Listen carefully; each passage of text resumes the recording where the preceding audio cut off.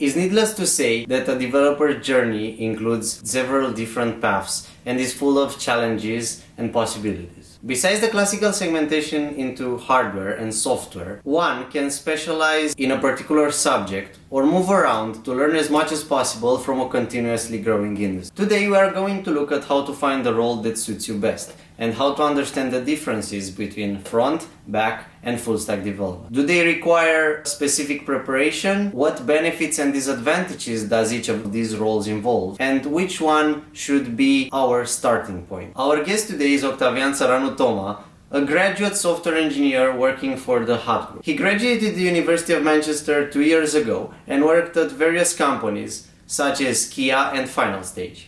He agreed to share his experience on the interview process, how to prepare, and which were the ups and downs of his career.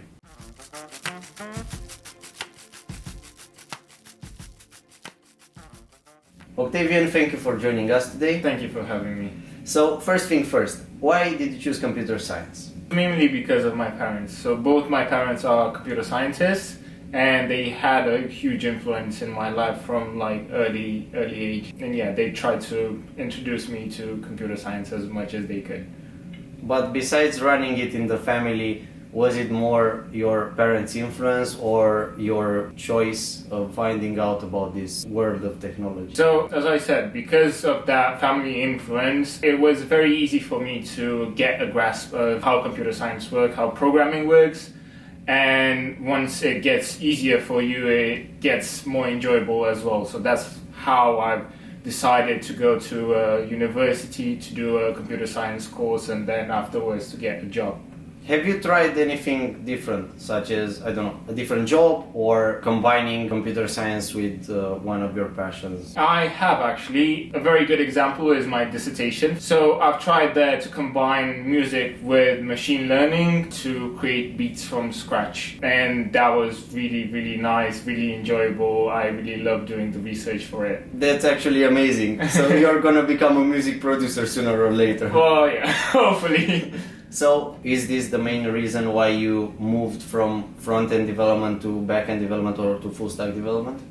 It's one of the reasons, mainly because then I realized that I don't like just front-end development. I can work well and get interested into machine learning algorithms, which is very much a back-end kind of technology, and trying as many things as you can leads you to finding out your other passions. What about how you chose your university? The main influence around that was my maths teacher, because his son did the same university and he really recommended me doing the same thing. That University of Manchester is really good for programming and there's a large community of Romanians there as well. When you chose your university course, you chose a 4-year course with a placement year instead of a master's. That's right. Why did you choose a placement and not a master's? In my opinion, industrial experience is a bit more important than theoretical experience. That actually helped me with my CV and getting a job after university a lot more than what I would have gathered from a master's year. So tell me, how was your experience for previous companies? I've learned a lot from all of them. Starting with Keia, where I've worked in my placement year as a full stack. There I've gathered information about all kinds of technologies, from databases to back-end to interaction between front-end and back-end. Also, it was the first team that I had, so it was really nice knowing about DevOps as well. It was the first time hearing about it. Afterwards, for example, where I'm currently working and previously worked mainly front-end, I've studied all kinds of sides of front-end, and that's the thing that I like. It's not just design how the page looks like for the user. You could have, for example, research of performance.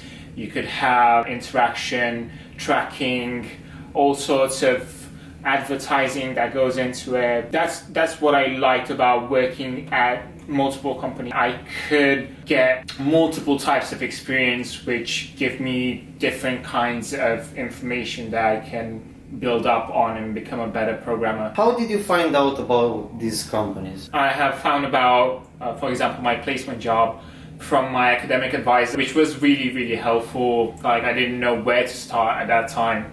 And he showed me a couple of websites that I could try on. There were some lists through some university websites which were really helpful at the same time, because the contracts that universities have with those kind of companies is that they allow some positions for students studying at those universities. So it's not that much of a competition between you and other people from other universities or from outside of university. So as I said before, make use as much as you can of the university resources that you get while you're at university, because they're really, really valuable and helpful. Some of the jobs are even specially designed for students, so that's great. And what I ended up doing at the same time is that if you really do like a company beforehand, before knowing that they have even the position, you should go onto their website, go into the careers section and see if they have a position for you there. And even if they don't, just email them. They will happily reply to you most of the time, so don't worry about that. What about the job description? How should one read the job description? I guess you would have to read the hard skills very well, because in my opinion, for a programmer, they're kind of like most important firsthand, to make sure that you know all of those tools, all of those technologies that you have to work with, because you might get questions based on those during the interview. So if you are telling that you know some sort of technology and during the interview they ask you something and you don't know about it, it might rise quite a red flag for them. So be careful with that. Also, they'll always ask for some soft skills. But if you're doing well in university and be social with the people around you, in my opinion, you should do fine in regards to those. So you worked as a front, back and full stack developer. Yeah. If it were for you to put them into some kind of order, which is the most difficult and why? And also, which is the most rewarding and why? I believe it depends a lot on the person. So if you're like more of an artistic person, you'll probably like front end a bit more. And if you're more like maths based or like calculus a bit more, you probably enjoy back end. So as I said, it really depends of what you enjoy doing and what kind of memory you have at the same time. Do you think it was better for you to start your career as a full stack developer as opposite to only back-end or front-end? So I believe that starting as a full stack developer is actually a bit more helpful, because it lets you see both sides of programming, front-end and back-end, and lets you decide which one you like most. And also the manager will help you, because it's your first job, will help you a bit more to understand both sides again. Is there any difference in the preparation for the interviews in terms of theory, questions or technology? Yeah, interviews are quite different. For front end, you will most likely get something to do with building up a page, setting out the correct layout for it to be responsive as well, to work both on desktop and on mobile devices. Whereas for backend, you'll probably get more algorithms to build to make sure they're correct, they cover all of the cases. Again, with front end, you will probably be asked to know about front end libraries, and with back end, you'll probably have to know about kinds of languages that are used in that area and what's the most powerful tool that you can use with those. And for full stack, it basically combines the two of them. You'll probably get a bit of each and some kind of knowledge, for example, as for API interaction, where the two of them get combined, because that's quite important for full stack developer. Well, that's actually interesting. I thought that there are many more differences between the interviews. Not really. But before actually obtaining an interview, you have to pass a CV and the cover letter screening. How does that actually work? Well, one of the most important things that you must have on your CV, side projects. Try to write as much as possible about those. Doesn't matter if it was from like YouTube or Coursera. Even more importantly, you can go to like hackathons during university and you can put those in as projects as well. Does it actually matter if it's a project from YouTube, or do you need to improve something to it? In my opinion, it only matters if you've started the project and gone with it through the end. This shows the employee if you're able to just get from the first steps of planning to the actual final product, and that's important for them. But how do they look at your workflow? They're most probably going to ask you about this during the interviews. Is it recommended for you to use some sort of technology that splits the task? So it's important to have, for example, a nicely laid out Git account where you have all of your projects, and if you've built your README files very nicely, you can show them in there what were your steps in planning, what you've actually built, and what technologies you've used. Does it matter if you have a front-end project and you apply for a back-end or full-stack position? It will matter quite a lot. If you're doing a front-end project, it will not include that much of maths-based logic as they would expect for a back-end position when you're doing an interview. The other way around as well. What other main sections should the CV have? So you should have the experience section where you've showed exactly where you've worked before. That's very helpful for the employee to gather references, to know how you work with your colleagues. And what if you don't have prior experience? What should you do? What should you include in that section? You can try and include, as I said, hackathons as well. They can be included in that section, but during your university years, try doing as many internships as possible. Doesn't matter if it's for 1 month or 6 months, they're going to be helpful for you in the future. What's the actual difference between CV and LinkedIn, or CV and cover letter? So LinkedIn is a very powerful tool for connecting with people, and you can actually upload your CV in there.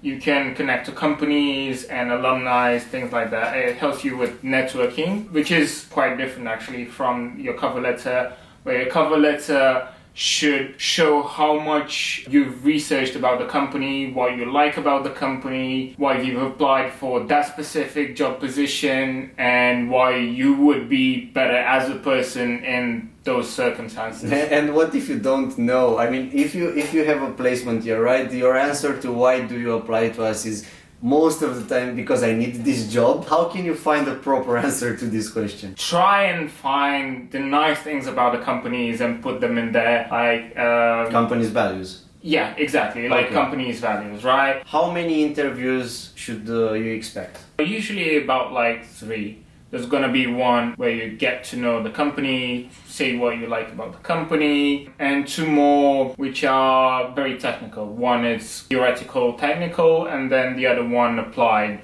with some code. Which is the difference between the technical interviews and the coding challenge that you have to do online? The technical interview that you usually get, they're going to apply probably on some specific cases, or they're going to be very theoretical, things that you cannot just ask on a website, right? Whereas coding challenges are very applied to a specific case, and there's going to be a list of requirements, you can follow those, and it's a time difference as well, where with the theoretical one is going to be through the interview and that's it. But with the coding challenge, you will probably have like 24 hours to solve it, or 48. But you can ask the persons that interview you, right? You can ask them questions regarding the use cases or the limitations, complexities and stuff. Yeah, they'll actually most probably expect you to ask some questions about those, just so you get all the data that you need before starting to do something. That's a big point. And then you don't actually have to write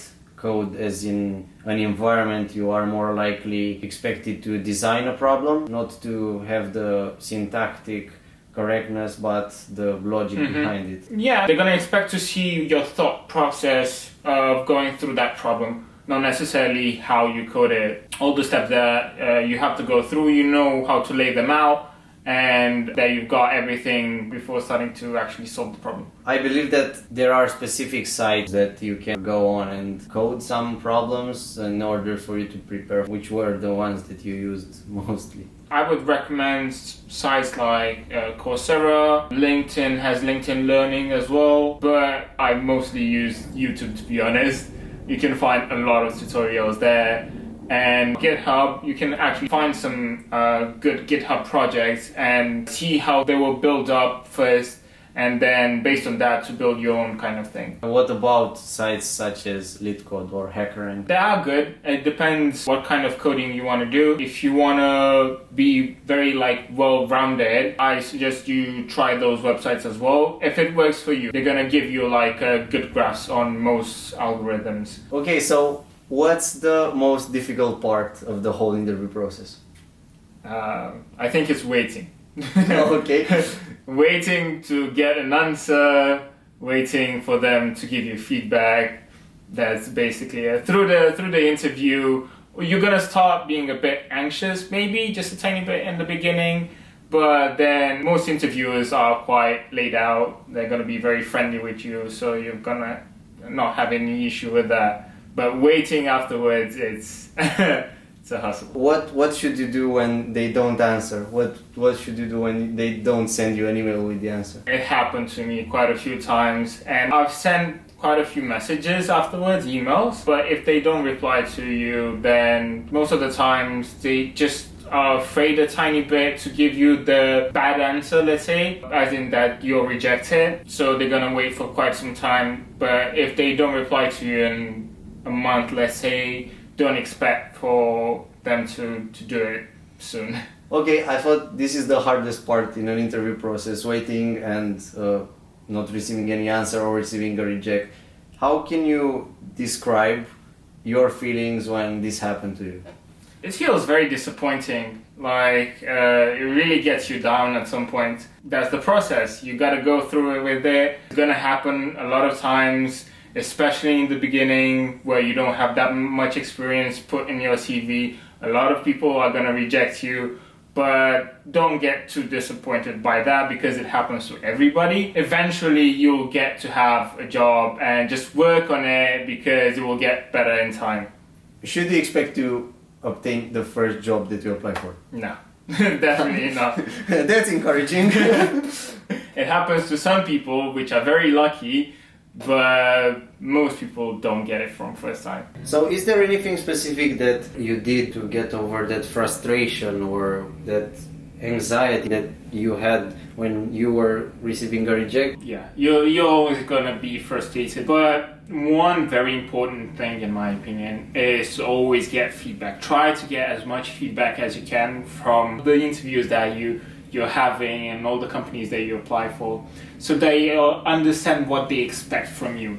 And once you understand that, you basically will become a better person, and especially a better person at doing interviews. But how did you feel to come back to the university environment? Do you feel like the university prepares you for industrial life or not at all? It depends. So I would say that working in a team, in team projects in university, for example, it helps you understand how to work with your colleagues, how to be nice to them. But other than that, it's very hard to get a grasp of how actual working in an industry is like when you're in university. Definitely you won't have that much stress, I would say, when it comes to deadlines, any kinds of deadlines, right?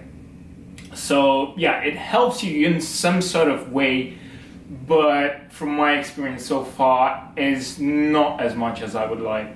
Okay, so which are the top 3, let's say, courses that prepare you for the industry life that you'll have? Again, I would say that the ones that involve teamwork are really, really good for when it comes to real life applicancy, right? Other than that, the ones where you actually study technology that's being used in the industry, so like frameworks, how to deal with databases, right? All of those are going to help you out when you actually get a job. But things that are more theoretical, again, it depends. So if you're going to pursue a career, for example, in research, probably they're going to help you more. But when it comes to real life business, maybe not as much.